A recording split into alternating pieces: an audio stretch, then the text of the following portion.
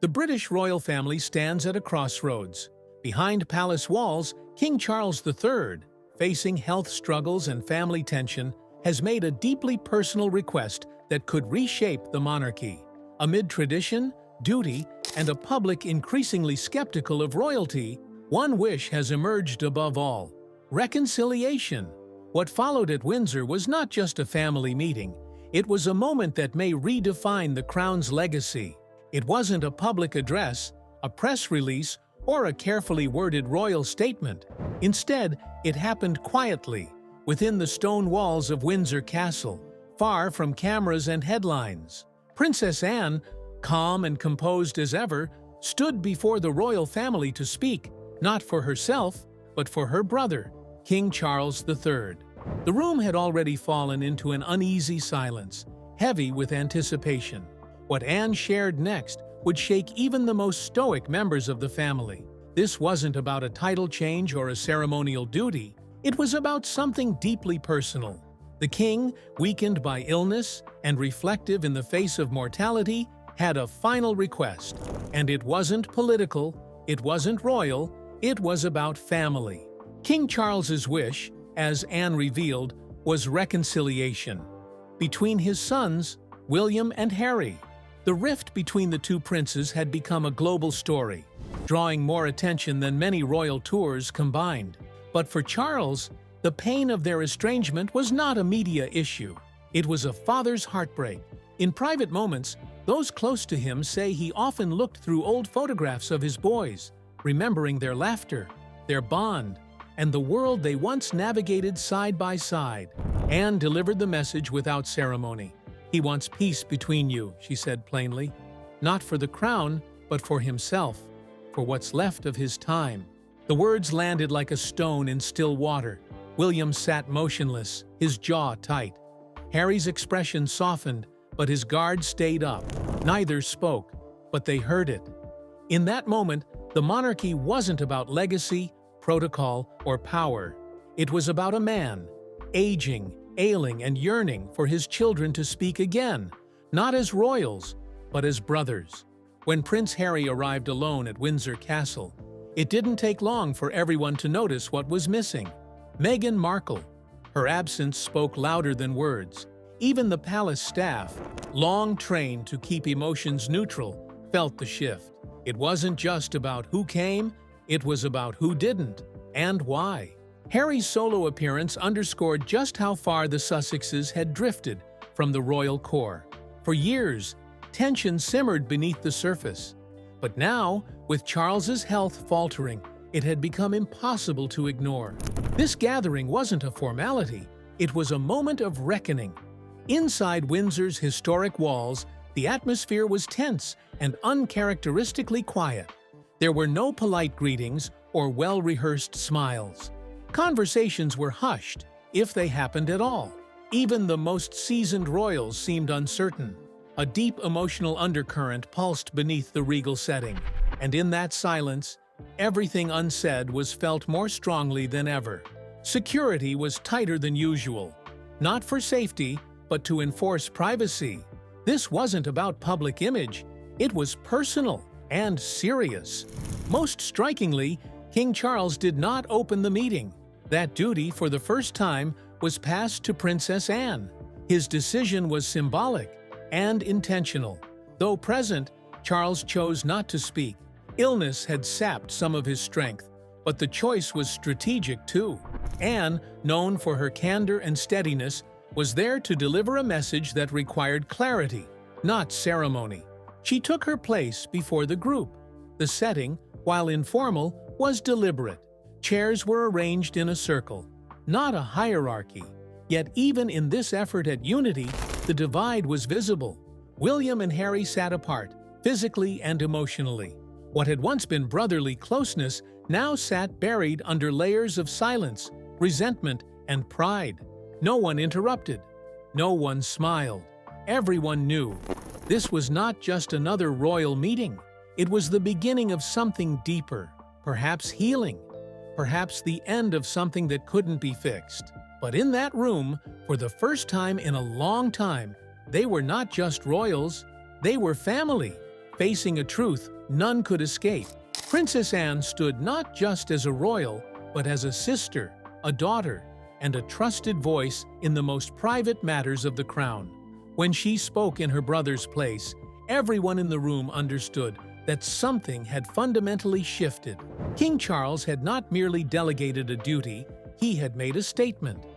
In the past, family matters were often hidden beneath protocol, but this time, the king had broken with tradition in the most human way possible. He asked someone he trusted to say what he could not.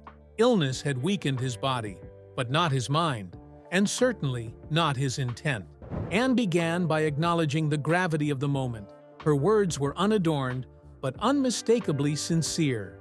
"My brother has asked me to speak for him," she said, "not because he cannot speak, but because he believes this moment calls for truth, spoken plainly."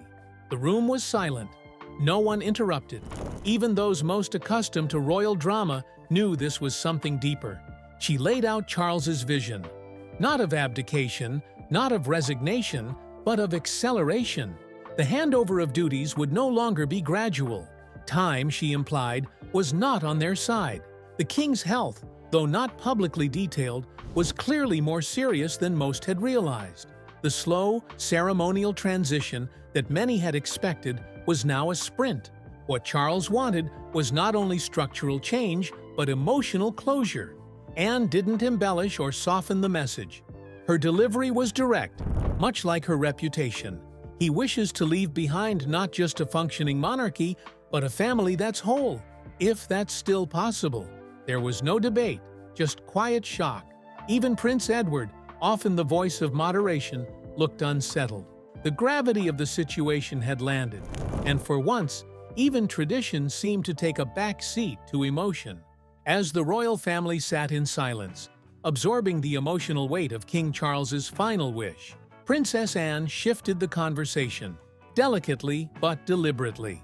The king's request for reconciliation was not the only message she had come to deliver. There was a second part, and it was just as profound. A plan to reshape the monarchy itself. Charles, known for his patience and preparation, had long accepted that the institution he inherited could not survive the future by clinging to the past. His illness had only accelerated that urgency. This wasn't just about titles or who would wear the crown. It was about the monarchy's relevance, its credibility, and its ability to endure in a rapidly changing world. Anne outlined the framework the king had been crafting in private, shared only with his most trusted circle.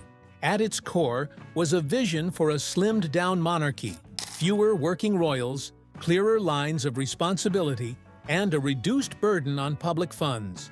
No more blurred titles, no more inflated royal roles. It was time, Charles believed, for the crown to serve, not to dominate. The plan proposed opening more royal estates to the public year-round, including spaces that had long been closed off.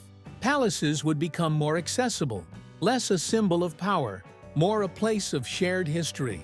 Transparency would become policy, especially around royal finances. A full public audit, Charles argued, was not only fair, it was necessary. He also intended to reduce the number of official patronages and ceremonial duties, focusing royal efforts on causes that made a measurable difference: climate, youth, mental health, veterans, and education. The monarchy, he felt, could no longer afford to appear detached. It had to be a working institution, not just a symbolic one. Some of these ideas were quietly met with concern. For Camilla, the changes felt too fast, too radical. Prince Edward, always the peacemaker, asked whether tradition might be lost in the process. But Anne was clear. This wasn't about abandoning the past. It was about ensuring there would still be a future. The king's plan was bold, perhaps even risky, but in Charles's eyes, it was the only path forward. The public no longer blindly revered the monarchy. Respect had to be earned and re-earned, and if that meant breaking with centuries of custom, so be it. This wasn't just a shift in structure, it was a change in philosophy. For the monarchy to survive, it would have to look less like a fortress and more like a home the people could believe in again. King Charles III's urgency to modernize the monarchy wasn't born in isolation. It came from a lifetime shaped by royal duty, personal sacrifice, and the shadows of history. To understand why he moved so swiftly and why his final wish carried such emotional weight, you have to look at the crises that came before him and how deeply they left their mark on the House of Windsor. In 1936, King Edward VIII abdicated the throne for love, leaving the nation stunned and the monarchy shaken. His younger brother, George VI, was thrust into a role he never sought, leading a nation through war with dignity but immense personal strain. That moment taught the royal family a hard truth. When transitions are rushed or unexpected, the consequences can be catastrophic. When George VI died suddenly in 1952, a 25-year-old Elizabeth stepped into her role as queen, unprepared but resolute. Her reign would last 70 years, defined by a relentless sense of duty. Yet the emotional cost of that commitment was steep. As Charles grew up, he watched his mother choose the crown over closeness, state over sentiment. Family life, for much of his youth, was formal and distant. Queen Elizabeth and Prince Philip left for a 6-month Commonwealth tour not long after her coronation, leaving Charles and Anne behind. The message, though unspoken, was clear. Service came first. Emotional warmth was not a priority, it was a luxury. That stoicism defined her era, but also cast a long shadow over her children's understanding of family. Charles internalized those lessons, but never fully embraced them. He felt the cost of silence. He felt the burden of an identity shaped more by protocol than personality. And now, facing his own mortality, he saw what could happen if the next transition wasn't handled differently. The monarchy, in his view, had waited too long in the past. It had let change come as a crisis rather than a choice. He wouldn't make the same mistake. He didn't want William to be thrust into power under pressure or grief, as he had watched happen before. And he didn't want the crown to stumble because it failed to evolve when it had the chance. Charles had studied the fall of other European monarchies, how rigid traditions, nationalism, and global upheaval had brought down thrones once thought eternal. He believed Britain's royal family couldn't survive simply by standing still. So his decisions were bold: financial transparency, public accountability, and even the return of looted artifacts to nations like Ethiopia. These weren't just symbolic. They were the signs of a monarch trying to make peace with history while ensuring a future. Charles's legacy, he knew, wouldn't be measured in the number of years he wore the crown. It would be measured in whether the monarchy could still matter, still stand, not just as an institution, but as something real in people's lives. No modern royal storyline has captivated the world more than the painful estrangement between Prince William and Prince Harry. Once the image of a united front, brothers who supported each other through tragedy, military service, and public life, they now stand as the symbol of a family divided. The distance between them is no longer metaphorical. It's real, it's visible, and it's unresolved. The origins of their rift are complex and layered. Some point to years of tension brewing behind palace doors. Others blame the pressures of their royal roles, one destined to be king, the other forever cast in a supporting role. But most agree that the real break came when Harry and Meghan made their decision to step back from royal duties and relocate to North America. To the public, the move was bold, an attempt by the couple to gain autonomy and protect their mental health. To the royal family, particularly to William, it felt like abandonment. Harry's interviews and memoir peeled back the polished veneer of royal life, exposing wounds the palace preferred to keep hidden.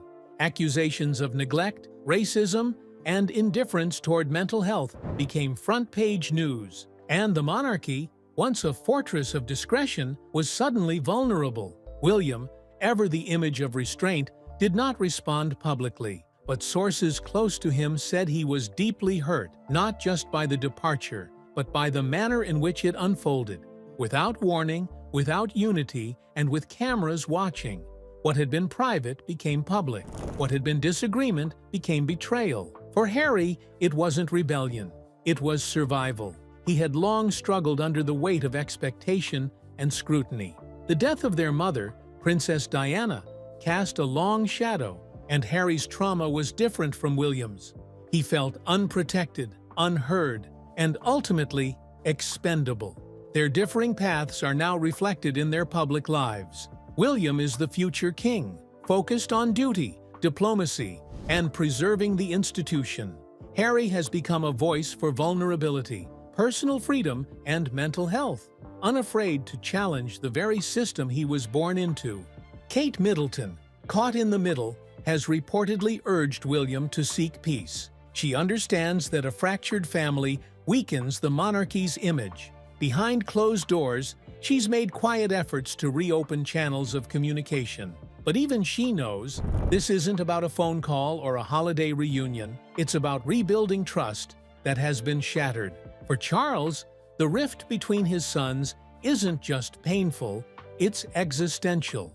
A monarchy divided by blood is weaker in the eyes of the public. He knows that for the crown to endure, it must reflect unity, not fracture. But reconciliation, if it comes, will not be easy. Too much has been said, too much has been felt. And while Anne delivered the king's wish clearly, whether William and Harry are ready to meet halfway remains an open question. In a royal family often defined by restraint, Kate Middleton has quietly emerged as a rare bridge between tradition and emotional intelligence. Her role in the ongoing tensions between William and Harry may not be official, but behind the scenes, it's proving to be pivotal. Kate has long understood the value of empathy within an institution steeped in hierarchy. As the Princess of Wales, she has embraced her public responsibilities with grace and consistency. But she has also brought something new to the table: warmth. Unlike many royals before her, she's managed to maintain her composure while showing humanity, especially in moments of crisis. Those closest to the family say Kate has been one of the few actively encouraging reconciliation, not just because it would look good in the press, but because she understands the human cost of division. She has reportedly urged William to consider his brother's perspective, even if he doesn't agree with Harry's methods or message. To her, healing matters, not just for the monarchy's image, but for their children, their legacy, and their peace of mind. This hasn't been easy. Kate has been thrust into the center of royal drama more than once, often unfairly. But through it all, she's remained composed, advocating for what she believes is right, while never overstepping the invisible boundaries that still define royal life. Her bond with King Charles has grown stronger in recent years. He sees in her a modern royal who respects the crown's past, but is not afraid to evolve. Her approval ratings remain among the highest in the family, and even the Queen's famously aloof corgis reportedly took to her, a small but telling detail in palace circles. Kate has also transformed how royal parenting is viewed.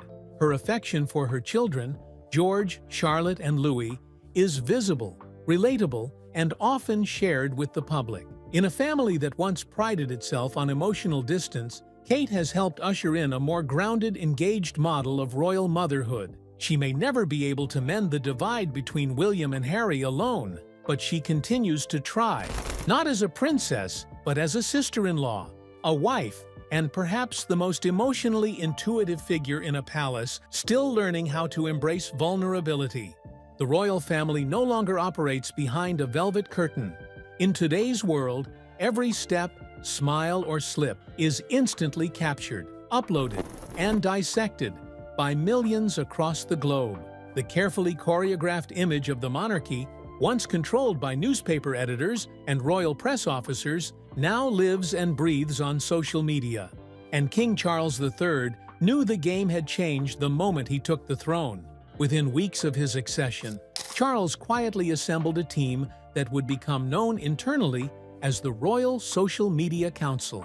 It was a forward-thinking move, one that brought together traditional royal advisors and savvy digital strategists who understood the fast pace of the modern media landscape. Their mission was simple: adapt or become irrelevant. This council wasn't just tasked with promoting engagements or posting photo ops. They were watching global trends, flagging potential controversies before they exploded, and carefully crafting the tone of royal communications across platforms. In a world where a single tweet or video clip can shape global headlines, the monarchy could no longer afford to be passive.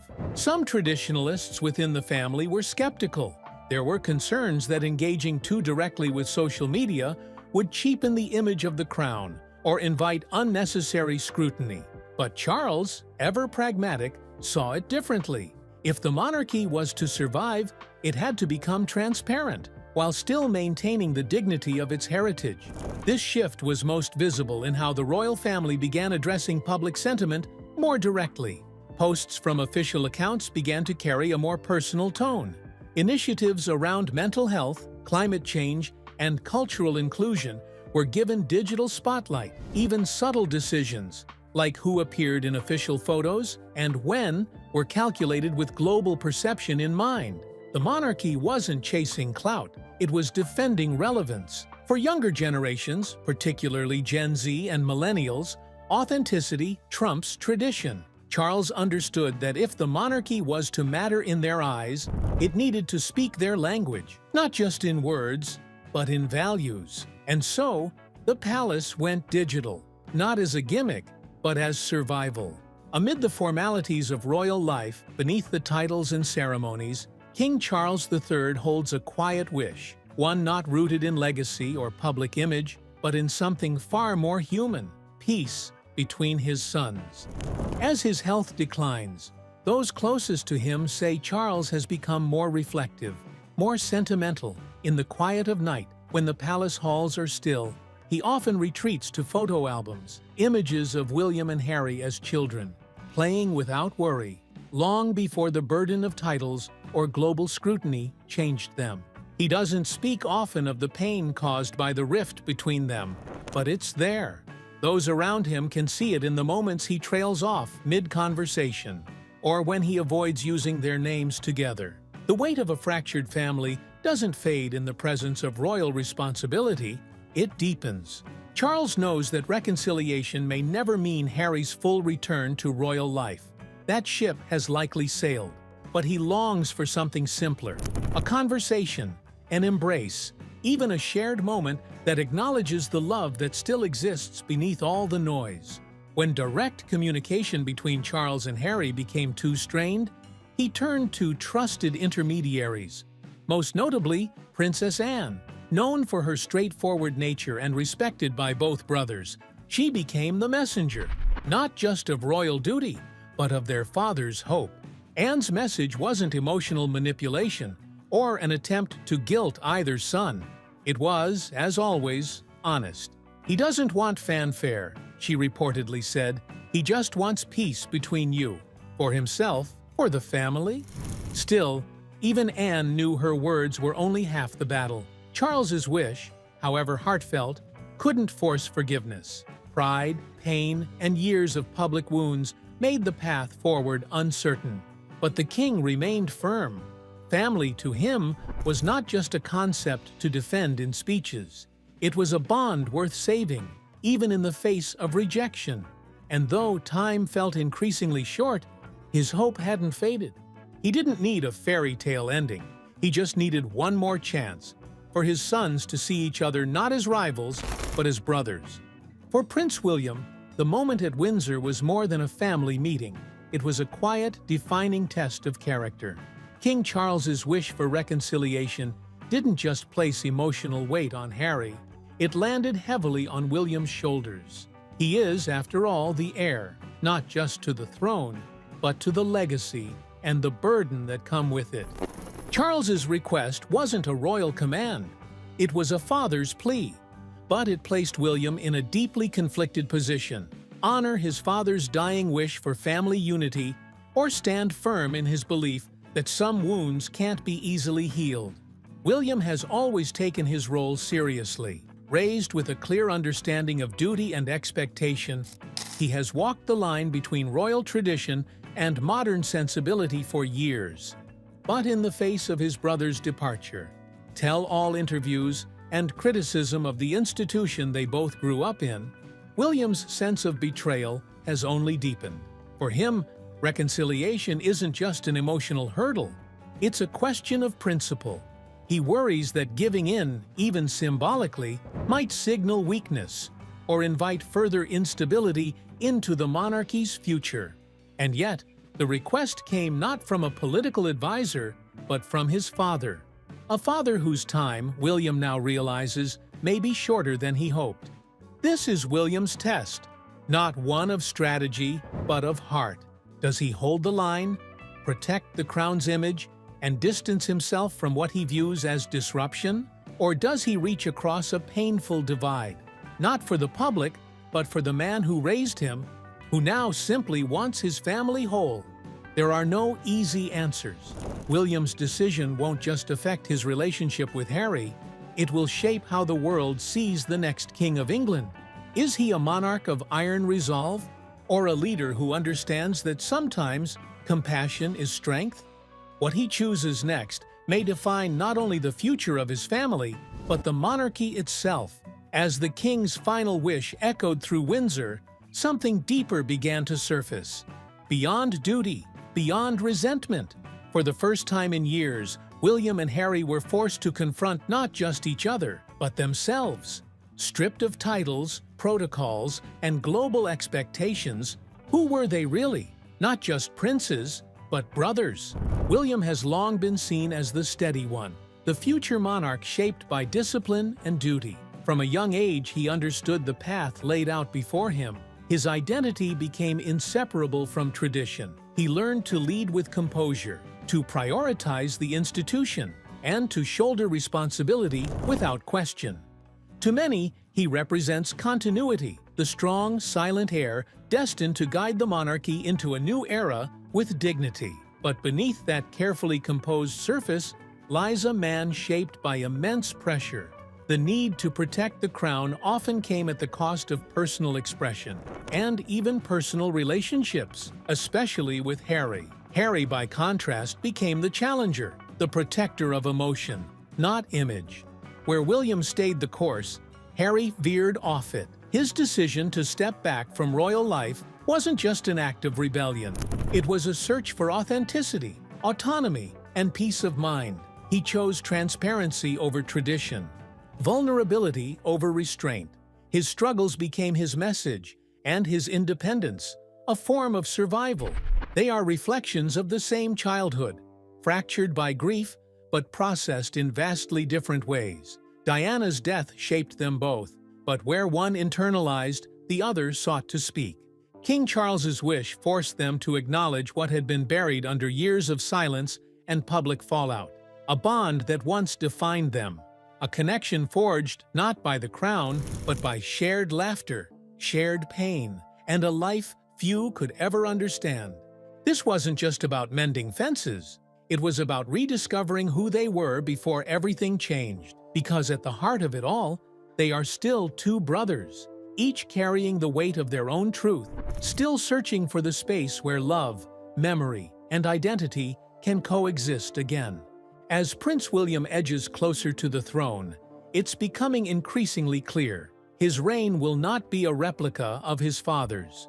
Where King Charles ushered in reform through diplomacy and careful modernization, William is preparing to lead with sharper clarity and firmer boundaries. His revolution is not loud, but it is deliberate.